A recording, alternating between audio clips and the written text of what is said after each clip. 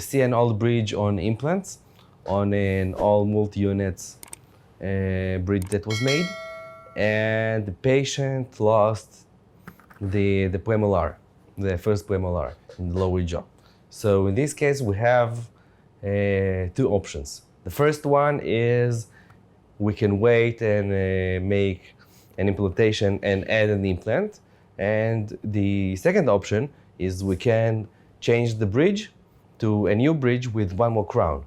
Now, there are pros and cons for every decision, because if there are some kind of health issues, you can't just add another crown and you'll finish the whole process. You don't need to add any more implants. On the other hand, you can add implants. In this case, I don't really see a real pro for adding an implant, because you can take out the old bridge, change the abutments, take impressions, and make a new 4-unit bridge on those. You mean with one cantilever?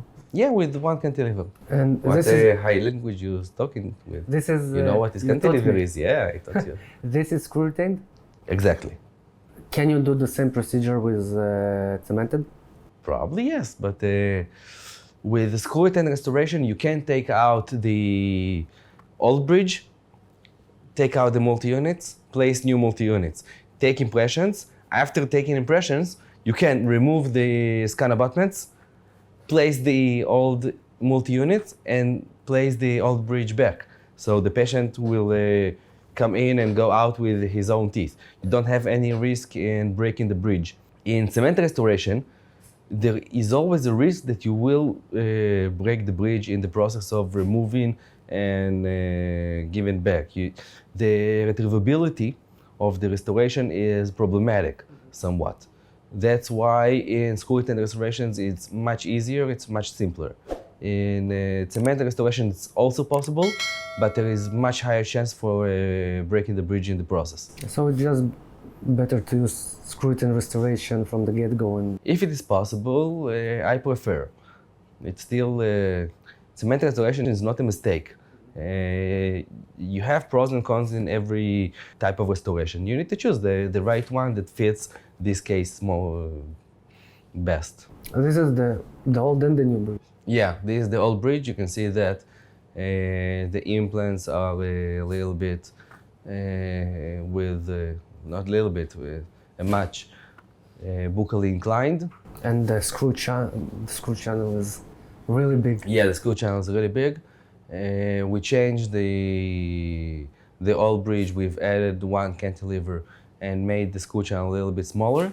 So right now what you have is a 4-unit bridge on 3 implants with one cantilever. Probably will hold very good.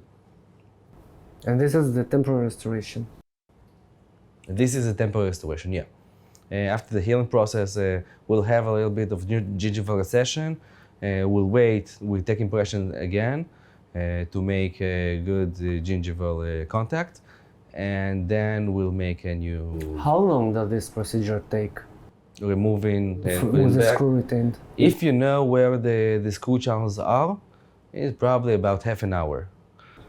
And with cemented, it would take like. If with cement, it's a problem because you don't know. You can take it right out, and it can take you an hour to looking for the screw channels and removing it, and if something breaks, so it's a problem. It's more complex. It's more complicated, yeah, much more complicated. Thank you very much.